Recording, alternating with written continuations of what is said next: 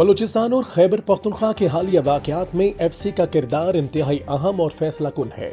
قیام پاکستان سے قبل بھی فرنٹیئر کور کا کردار انتہائی اہم تھا، کیونکہ انگریز اسی کے ذریعے قبائلی علاقوں کو کنٹرول کرتے تھے، جبکہ قیام پاکستان کے بعد اس کا کردار اور بھی واضح ہوا۔ خاص طور پر روس کے افغانستان میں حملے کے بعد ایف سی کا کردار اہمیت اختیار کر گیا، اور پاک فوج نے سیکورٹی صورتحال کو مینج کرنے کے لیے افغانستان سے ملحقہ دونوں صوبوں کے ایف سی کے ونگز میں مزید اضافہ کیا۔ اسی وقت میں ایف سی کے پی میں میوند رائفلز کا اضافہ کیا گیا۔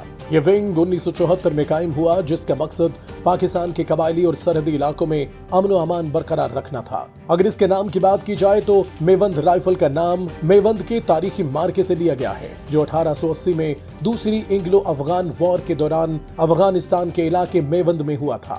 اس جنگ میں افغانوں نے برطانوی فوج کے خلاف ایک بڑی کامیابی حاصل کی۔ انہی کی وجہ سے انگریز افغانستان پر قابض نہیں ہو سکا۔ اگر میوند رائفلز کی ذمہ داریوں کی بات کی جائے تو اس کے ذمے پاکستان کی مغربی سرحدوں کی حفاظت کرنا ہے۔ اس کے ساتھ بلوچستان اور خیبر پختونخوا میں شدت پسندی کے خلاف آپریشنز اور امن و امان قائم رکھنے میں مدد دینا، اسمگلنگ اور غیر قانونی سرگرمیوں کی روک تھام، منشیات اور اسلحے کی اسمگلنگ کے خلاف کارروائیاں کرنا اس کی ذمہ داری ہے۔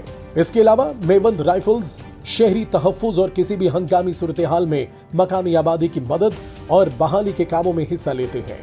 میوند رائفلز کی چین آف کمانڈ کی بات کی جائے تو یہ بھی ایف سی کے دیگر ونگز کی طرح ہے، اور اس کا ونگ کمانڈر بھی پاکستان آرمی کا حاضر سروس بریگیڈیئر یا کرنل رینک آفیسر ہوتا ہے، اور اس کی باقی ہائرارکی بھی دیگر ونگز کی طرح ہوتی ہے۔